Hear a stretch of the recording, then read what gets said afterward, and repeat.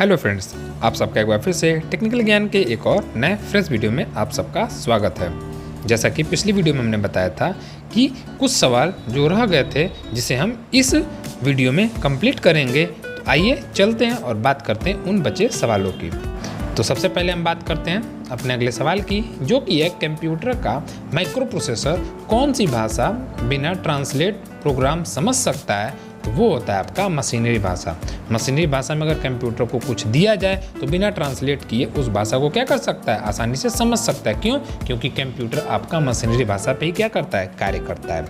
इसके बाद चलें अगले सवाल की तरफ, जो कि है कंपाइलर सॉफ्टवेयर प्रोग्राम है या कंपाइलर सॉफ्टवेयर प्रोग्राम क्या होता है। तो वो होता है आपका स्रोत प्रोग्राम का ऑब्जेक्ट कोड में अनुवाद करता है। कंपाइलर सॉफ्टवेयर प्रोग्राम का कार्य क्या होता है, तो वो होता है आपका स्रोत प्रोग्राम का ऑब्जेक्ट कोड में अनुवाद करना। इसके बाद चलें अगले सवाल की तरफ, जो कि है प्रोग्राम में कंपाइलरिंग से बनता है। तो आपका क्या बनता है, वो आपका बनता है एग्जीक्यूटेबल प्रोग्राम बनता है। इसके बाद चलते हैं हम अपने अगले सवाल की तरफ, जो कि है वह ट्रांसलेटर प्रोग्राम जो असेंबली भाषा को मशीनरी भाषा में परिवर्तित करता है क्या कहलाता है। वह ट्रांसलेटर प्रोग्राम जो असेंबली भाषा को मशीनरी भाषा में परिवर्तित करता है क्या कहलाता है। तो वो आपका असेंबलर कहलाता है, वो आपका असेंबलर कहलाता है। इसके बाद चलें अगले सवाल की तरफ, जो कि है कोडा तर्क एक सॉफ्टवेयर है जो किसी प्रोग्राम का रूपांतरण करता है किस भाषा में। तो वो आपका होगा मशीनरी भाषा में करता है। कोडा तर्क जो होता है आपका, जिसे हम लैंग्वेज ट्रांसलेटर कहते हैं। लैंग्वेज ट्रांसलेटर एक सॉफ्टवेयर है जो किसी भी प्रोग्राम का रूपांतरण करता है। तो अगर आपसे पूछा जाए किस भाषा में करता है, तो वो आपका मशीनरी भाषा में करता है। देख सकते हैं ये आपका एसएससी में 2013 के एंट्रेंस एग्जाम में पूछा जा चुका है। तो ये सारी चीज़ें आप ध्यान से देखें, अच्छे से समझें, ताकि अगर आपके सामने ऐसे सवाल आएँ तो आप बिना हिचकिचाहट के आसानी से इनका जवाब दे पाएँ। इसके बाद चलें हम अपने अगले सवाल की तरफ, जो कि है लिनक्स उदाहरण है। लिनक्स उदाहरण है, तो लिनक्स किसका उदाहरण है, तो open source operating system software का।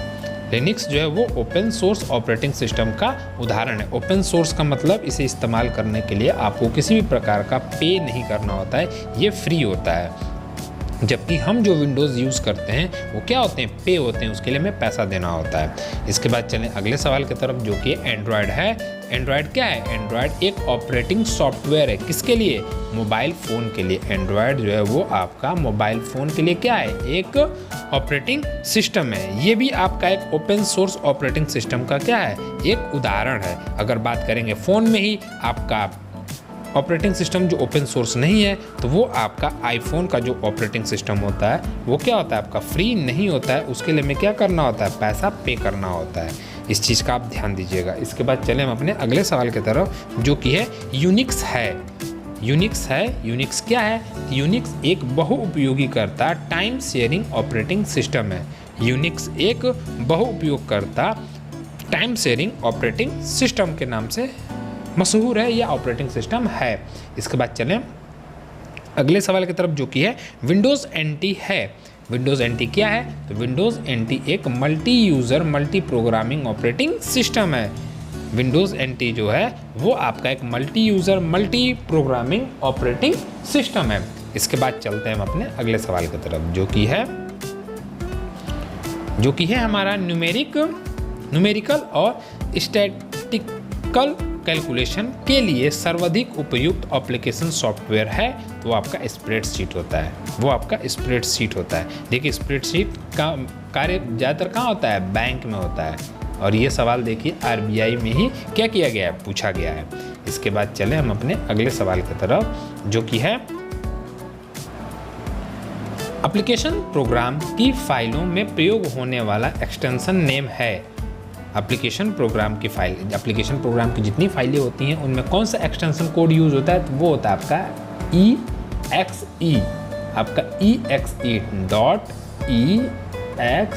जो होता है ये आपका क्या इंस्ट्रक्शन नेम होता है जो एप्लीकेशन प्रोग्राम के फाइलों में यूज़ किया जाता है। इसके बाद चलें अपने अगले सवाल की तरफ, जो कि है उस सॉफ्टवेयर टूल्स को क्या कहते हैं जिनकी सहायता से कोई व्यक्ति विशिष्ट कार्यों के लिए कंप्यूटर का उपयोग करता है। उस सॉफ्टवेयर टूल्स को क्या कहते हैं जिसकी सहायता से कोई व्यक्ति विशिष्ट कार्यों के लिए कंप्यूटर का उपयोग करता है। क्या कहलाता है आपका? वो आपका एप्लीकेशन सॉफ्टवेयर कहलाता है। वो आपका एप्लीकेशन सॉफ्टवेयर कहलाता है। इसके बाद चलें अगले सवाल की तरफ, जो कि है वर्ड प्रोसेसिंग, स्प्रेडशीट और फोटो एडिटिंग आदि के उदाहरण हैं। ये सॉफ्टवेयर जो हैं जैसे वर्ड प्रोसेसिंग, स्प्रेडशीट और फोटो एडिटिंग किस सॉफ्टवेयर के उदाहरण हैं? तो वो आपका एप्लीकेशन सॉफ्टवेयर के क्या हैं? उदाहरण हैं। इसके बाद चलें अगले सवाल की तरफ, जो कि है वर्ड प्रोग्राम जो रो और या कॉलम में अरेंज किए गए डाटा को क्रिएट, मैनिपुलेट और एनालाइज करने में मदद करते हैं, क्या कहलाते हैं? वो आपका स्प्रेडशीट कहलाता है। स्प्रेडशीट जो होता है जिसमें हम रो और कॉलम का क्या करते हैं? इस्तेमाल करते हैं। तो आप यहीं से ही आसानी से समझ सकते हैं कि स्प्रेडशीट में ही रो और कॉलम का इस्तेमाल होता है। तो वो प्रोग्राम जो रो और कॉलम में अरेंज किए गए डाटा को क्रिएट या मैनिपुलेट और एनालाइज करने में मदद करता है, क्या कहलाता है? आपका स्प्रेडशीट कहलाता है। इसके बाद चलते हैं हम अपने अगले सवाल की तरफ, जो कि है किस क्षेत्र में स्प्रेडशीट सॉफ्टवेयर सर्वाधिक उपयोगी होता है? किस क्षेत्र में स्प्रेडशीट सॉफ्टवेयर सर्वाधिक उपयोगी होता है? तो वो आपका सांख्यिकीय विश्लेषण में क्या होता है? बहुत ज़्यादा इस्तेमाल किया जाता है।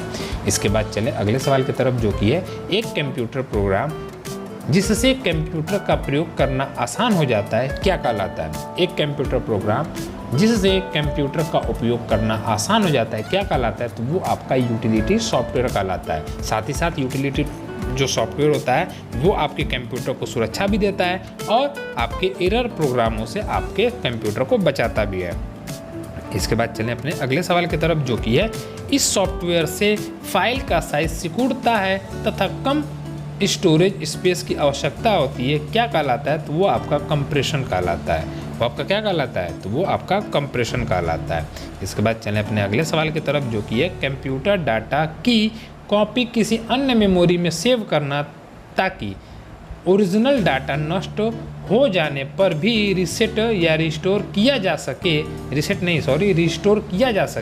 क्या कहलाता है? तो वो आपका बैकअप कहलाता है। जब आप अपने मोबाइल फ़ोन या लैपटॉप को बैकअप ऑन करके रखते हैं या उसके डेटा को बैकअप करके रखते हैं, तो किसी भी कारणवश अगर आप अपने डेटा को नष्ट कर देते हैं या खोल देते हैं तो आप उसे आसानी से क्या कर सकते हैं? दोबारा प्राप्त कर सकते हैं बैकअप के थ्रू।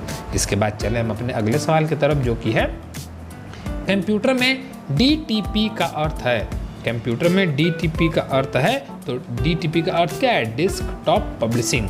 डेस्कटॉप पब्लिशिंग जो होता है वो क्या होता है? DTP का पूरा नाम भी हो सकता है, कह सकते हैं, या DTP का अर्थ। इसके बाद चलें अगले सवाल की तरफ, जो कि है एक यूटिलिटी सॉफ्टवेयर प्रोग्राम जो मेमोरी के अनावश्यक फ्रैगमेंट्स को पहचानता है और डिस्क स्पेस को पुनः व्यवस्थित करता है ताकि ऑपरेशन इष्टतम ढंग से हो सके, क्या कहलाता है? तो वो आपका कहलाता है डिस्क डिफ्रैगमेंटर। इसके बाद चलें अगले सवाल की तरफ, जो कि है फाइलों को कम मेमोरी स्पेस में स्टोर करने के लिए प्रयुक्त यूटिलिटी प्रोग्राम है। वो क्या है आपका? तो वो आपका फाइल कंप्रेशन है। वो आपका क्या कहलाता है? वो आपका फाइल कंप्रेशन कहलाता है। इसके बाद बात करते हैं अपन अगले सवाल की, जो कि है कई प्रकार के एप्लीकेशन की प्रमुख विशेषताओं को कंबाइन करने वाले सिंगल एप्लीकेशन को क्या कहेंगे?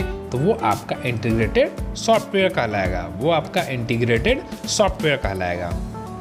इसके बाद चलें अपने अगले सवाल की तरफ, जो कि है कंप्यूटर प्रोग्राम की गलतियों को कहते हैं। तो कंप्यूटर प्रोग्राम की गलतियों को हम क्या कहते हैं? बग्स कहते हैं। कंप्यूटर प्रोग्राम में जो गलतियां या एरर होते हैं उसे हम क्या कहते हैं? बग्स कहते हैं। अक्सर आपने सुना होगा कि इस सॉफ्टवेयर में बग्स आ गए, या व्हाट्सएप में बग्स आ गया है, या आपके MS वर्ड में बग्स आ गया है। बग्स का मतलब क्या होता है? कुछ एरर होते हैं, कुछ प्रोग्राम बेहतर तरीके से कार्य नहीं कर रहे होते हैं जो कि उसमें दिए गए होते हैं, तो वो गलतियां जो होती हैं वो क्या क्या कहलाती हैं? बग्स कहलाती हैं। इसके बाद चलें हम अपने अगले सवाल की तरफ, जो कि है किसी सॉफ्टवेयर के कार्यप्रणाली की जाँच करने और उसमें विद्यमान गलतियों को ढूंढकर उसे ठीक करने की प्रक्रिया क्या कहलाती है? तो वो आपका डिबगिंग कहलाती है, वो आपकी डिबगिंग कहलाती है। इसके बाद चलते हैं अपने अगले सवाल की तरफ, जो कि है मुफ्त में प्रयोग किया जाने वाला कॉपीराइट सॉफ्टवेयर कहलाता है, वो आपका फ्रीवेयर कहलाता है। आपका क्या कहलाता है? फ्रीवेयर कहलाता है।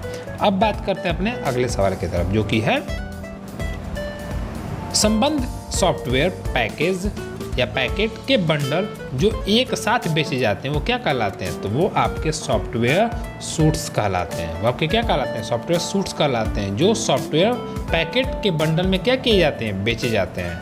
इसके बाद बात करते हैं अपने अगले सवाल की, जो कि है एम्बेडेड ऑपरेटिंग सिस्टम सामान्यतः पाया जाता है। तो किसमें पाया जाता है? तो आपका पीडीए में पाया जाता है। पीडीए यानी पर्सनल डिजिटल असिस्टेंट में क्या होता है? ये पाया जाता है। अब चलते हैं अपने अगले सवाल की तरफ, जो कि है सोर्स कोड को ऑब्जेक्ट कोड में परिवर्तित करता है। सोर्स कोड को ऑब्जेक्ट कोड में परिवर्तित करता है तो कौन करता है? तो वो आपका कंपाइलर करता है। इसके बाद अब बात करते हैं अपने अगले सवाल की, जो कि है टेक्स्ट आधारित डॉक्यूमेंट तैयार करने वाला सॉफ्टवेयर कहलाता है। टेक्स्ट आधारित डॉक्यूमेंट तैयार करने वाला सॉफ्टवेयर कहलाता है, क्या कहलाता है? तो वो आपका वर्ड प्रोसेस कहलाता है। इसके बाद बात करें अपने अगले सवाल की, जो कि है वह सॉफ्टवेयर जिससे कोई फाइल मेमोरी में कम स्थान लेती है तथा उसे इंटरनेट पर तीव्र गति से ट्रांसफ़र किया जाता है, क्या कहलाता है?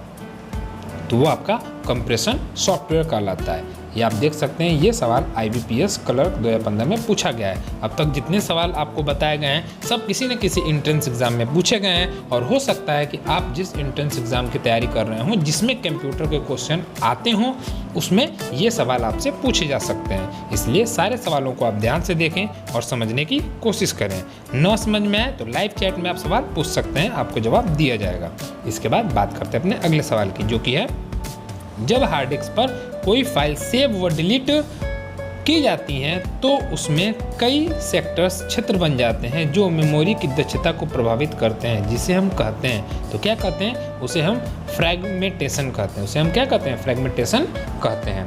इसके बाद चलते हैं हम अपने अगले सवाल की तरफ, जो कि है फर्मवेयर का तात्पर्य है या फर्मवेयर क्या होता है? तो वो आपका अनुदेशों का समूह जो कंप्यूटर के रोम के निर्माण के समय ही स्टोर किया जाता है, वो क्या कहलाता है? आपका फर्मवेयर कहलाता है। या आप ऐसे पूछ सकते हैं, अनुदेशों का समूह जो कंप्यूटर के रोम के निर्माण के समय ही स्टोर किया जाता है, क्या कहलाता है? तो आपका फर्मवेयर कहलाता है। इसके बाद बात करते हैं अपने अगले सवाल की, जो कि है एक सॉफ्टवेयर प्रोग्राम जो उच्च स्तरीय भाषा में लिखे प्रोग्राम को स्वीकार करता है तथा ऑब्जेक्ट प्रोग्राम उत्पन्न करता है, क्या कहलाता है? तो आपका क्या कहलाता है? कंपाइलर कहलाता है। वो आपका कंपाइलर कहलाता है। इसके बाद बात करते हैं अपने अगले सवाल की, जो कि है किस प्रकार का सॉफ्टवेयर मुफ्त वितरित होता है लेकिन कुछ समय बाद प्रयोग जारी रखने के लिए प्रयोगकर्ता कुछ रकम अदा या कुछ पैसा उसे देना पड़ता है, वो क्या कहलाता है? आपका शेयरवेयर कहलाता है। वो आपका शेयरवेयर कहलाता है। आपने देखा होगा बहुत सा ऐसा सॉफ्टवेयर होता है जो ट्रायल पे आते हैं आपके पास, 10 दिन के, 7 दिन के, 3 दिन के, 1 महीने के ट्रायल पे आते हैं, जिसके बाद आपको क्या करना होता है? वो समय पूरा होने के बाद आपको पैसा देना होता है अगर आप उसे लगातार यूज करना चाहते हैं तो ऐसे सॉफ्टवेयर को हम क्या कहेंगे? शेयरवेयर कहेंगे। इसके बाद बात करें हम अपने अगले सॉफ्टवेयर की, जो कि है सॉफ्टवेयर और हार्डवेयर का मिश्रण है, तो क्या है? आपका फर्मवेयर है। वो आपका क्या कहलाता है? फर्मवेयर कहलाता है। इसके बाद चलें हम अपने अगले सवाल की तरफ, जो कि है रोम में स्टोर किए गए सॉफ्टवेयर प्रोग्राम को क्या कहेंगे? तो आपका क्या कहलाएगा? फर्मवेयर कहलाएगा। यहाँ देखिए फर्मवेयर से 2 सवाल हो गए। इसके बाद चलें हम अपने अगले सवाल की तरफ, जो कि है ग्रुपवेयर है या ग्रुपवेयर क्या कहलाता है? तो ग्रुपवेयर जो है वो एक यूटिलिटी सॉफ्टवेयर है, या आपसे ऐसे भी हो सकता है एक यूटिलिटी सॉफ्टवेयर, तब आसानी से बता सकते हैं ग्रुपवेयर। इसके बाद चलें हम अपने अगले सवाल की तरफ, जो कि है उपयोगकर्ता ये कैसे निर्धारित कर सकता है कि कंप्यूटर पर कौन सा प्रोग्राम या ऑपरेटिंग सिस्टम उपलब्ध है? ये आपसे कई बार पूछा जा सकता है। यह एक बहुत सा बेसिक सा सवाल होता है कि उपयोगकर्ता कैसे निर्धारित कर सकता है कि कंप्यूटर पर कौन सा प्रोग्राम या ऑपरेटिंग सिस्टम उपलब्ध है? तो बूटिंग के दौरान प्रोग्राम की सूची को देख के, जब भी आप कंप्यूटर को स्टार्ट करते हैं उस वक्त ही आपको ये पता चल सकता है कि इसमें कौन सा ऑपरेटिंग सिस्टम क्या कर रहा है? रन कर रहा है, और आप आसानी से उसे क्या कर सकते हैं? बता सकते हैं। इसके बाद चलें अगले सवाल की तरफ, जो कि है कंप्यूटर को स्टार्ट या रीस्टार्ट करने पर होता है तो क्या होता है? बूटिंग होता है। वो क्या होता है आपका? बूटिंग होता है। इसके बाद चलें हम अपने अगले सवाल की तरफ, जो कि है जब कंप्यूटर को ऑन किया जाता है और ऑपरेटिंग सिस्टम रैम में लोड हो रहा होता है तो वह प्रक्रिया कहलाती है।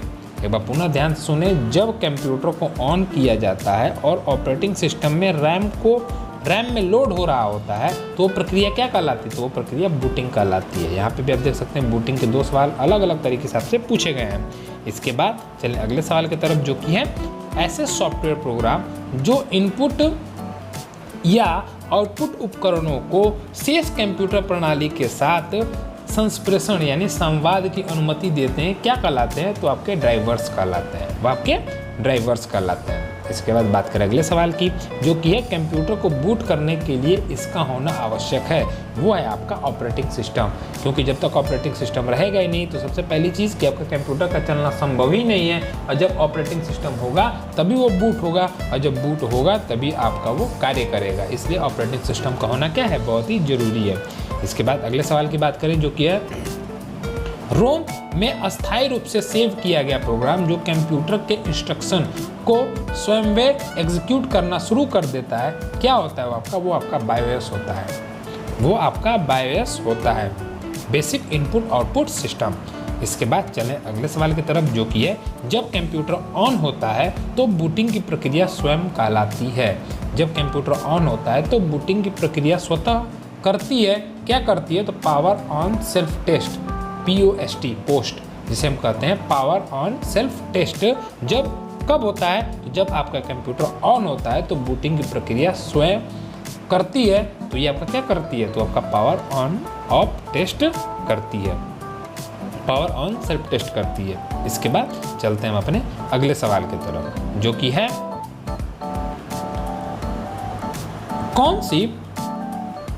कौन सी प्रक्रिया यह जांच करती है कि कंप्यूटर के कंपोनेंट्स उचित ढंग से जुड़े हुए हैं और ऑपरेट कर रहे हैं? ये आपका बूटिंग पता करता है, क्योंकि जब आपका सिस्टम बूट हो रहा होता है उस वक्त आपके कंप्यूटर से जुड़े सारे कंपोनेंट की जांच बूटिंग के द्वारा ही की जाती है और उससे पता चलता है कि कौन सा कंपोनेंट सही तरीके से जुड़ा हुआ है और सही तरीके से कार्य कर रहा है। इसके बाद अगला सवाल है कि जब कंप्यूटर बूट करता है तो क्या होता है? तो ऑपरेटिंग सिस्टम सॉफ्टवेयर को डिस्क से मेमोरी में लोड किया जाता है। यह ऐसे पूछा जा सकता है, ऑपरेटिंग सिस्टम सॉफ्टवेयर को डिस्क से मेमोरी में लोड करने की प्रक्रिया क्या कहलाती है? तो आपका क्या कहलाती है? बूट कहलाती है। इसके बाद चलें हम अपने अगले सवाल की तरफ, जो कि है कंप्यूटर पर स्थित किसी प्रोग्राम को हटाने के लिए कमांड है, वो है आपका अनइंस्टॉल। जब आप अनइंस्टॉल कर देंगे तो आपका कंप्यूटर प्रोग्राम से हट जाएगा। इसके बाद आप चलें अगले सवाल की तरफ, जो कि है कंप्यूटर सिस्टम में BIOS का अर्थ है, BIOS का अर्थ है तो वो है आपका बेसिक इनपुट आउटपुट सिस्टम। अभी हमने आपको बताया कंप्यूटर सिस्टम में BIOS का अर्थ क्या है, तो वो है आपका बेसिक इनपुट आउटपुट सिस्टम। इसके बाद चलें हम अपने अगले सवाल की तरफ, जो कि है कंप्यूटर सिस्टम का वो भाग जो आवश्यक पेरिफेरल्स मैनेज करता है, क्या कहलाता है? तो वो आपका BIOS कहलाता है। इसके बाद बात करें हम अपने अगले सवाल की, जो कि है पहले से ही ऑन कंप्यूटर को रीस्टार्ट करना कहलाता है। पहले से ही ऑन कंप्यूटर को रीस्टार्ट करना क्या कहलाता है? तो वो आपका वार्म बूट कहलाता है। वो आपका वार्म बूट कहलाता है। इसके बाद चलें हम अपने अगले सवाल की तरफ, जो कि है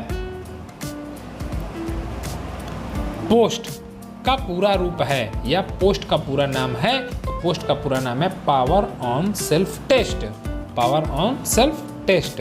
इसके बाद चलें अगले सवाल की तरफ, जो कि है जब आप कंप्यूटर बूट करते हैं तो क्या होता है? तो उस वक्त आपका ऑपरेटिंग सिस्टम जो है वो डिस्क में रैम को कॉपी कर रहा होता है, डिस्क से रैम में कॉपी कर रहा होता है। जब आपका कंप्यूटर बूट हो रहा होता है उस वक्त ऑपरेटिंग सिस्टम डिस्क से रैम में कॉपी हो रहा होता है। इसके बाद चलें आपका अगला सवाल है, वो है आपका GIF का आशय है। GIF का आशय है तो वो होता है आपका ग्राफिकल इंटरचेस फॉर्मेट, ग्राफिकल इंटरचेस फॉर्मेट आजकल देखेंगे आप, ये व्हाट्सएप और बाकी बहुत सारे सोशल मीडिया पे ट्रेंड पे चल रहा है, जहाँ पे अपना जवाब GIF के माध्यम से देते हैं। तो अगर आपसे कोई पूछ दे कि इसका पूरा नाम क्या है तो आप बताइएगा कि इसका पूरा नाम है ग्राफिकल इंटरचेस फॉर्मेट। इसके बाद चलें हम अगले सवाल की तरफ, जो कि है इनका प्रयोग स्क्रीन पर प्रदर्शित करते हुए चित्र के द्वारा कंप्यूटर सिस्टम को कमांड भेजने के लिए यूज़ किया जाता है या भेजने के लिए किया जाता है, वो क्या कहलाता है आपका? तो आपका GUI यानी ग्राफिकल यूज़र इंटरफेस कहलाता है। इसके बाद बात करें अगले सवाल की, जो कि है वो अनुदेश आसानी से समझा जा सकता है, उसे कहते हैं जो अनुदेश आसानी से समझा जा सकता है उसे कहते हैं, क्या कहते हैं? उसे हम यूज़र फ्रेंडली कहते हैं। जिस अनुदेश को हम आसानी से समझ सकते हैं उसे हम क्या कहेंगे? उसे हम यूज़र फ्रेंडली कहेंगे। अब चलते हैं हम अपने अगले सवाल की तरफ, जो कि है अनधिकृत रूप से सॉफ्टवेयर की कॉपी करना और उसका वितरित करना क्या कहलाता है? तो वो आपका सॉफ्टवेयर पायरेसी कहलाता है। वो आपका सॉफ्टवेयर पायरेसी कहलाता है। आपने अधिकतर सुना होगा बहुत जगह पे कि ये पायरेटेड सॉफ्टवेयर है, यानी वो क्या है? कॉपी किया हुआ सॉफ्टवेयर, वो ओरिजिनल नहीं होता है। इसी वजह से आप बहुत सारे ऑपरेटिंग सिस्टम में देखेंगे, अगर आप अपने सिस्टम को फॉर्मेट करते हैं तो फॉर्मेट करने के लिए जिस सॉफ्टवेयर को आप यूज़ करते हैं, ऑपरेटिंग सिस्टम को यूज़ करते हैं, वो अगर आपने परचेज नहीं किया हुआ है तो उसके नीचे कॉपीराइट लिखा हुआ पहले से आता है। इसके बाद चलें अगले सवाल की तरफ, जो कि है कुछ विशेष प्रतिबंधों के साथ सॉफ्टवेयर के उपयोग का कानूनी अधिकार प्राप्त है, तो किसे प्राप्त है? तो वो आपका सॉफ्टवेयर लाइसेंस कहलाता है। वो क्या कहलाता है? सॉफ्टवेयर लाइसेंस कहलाता है।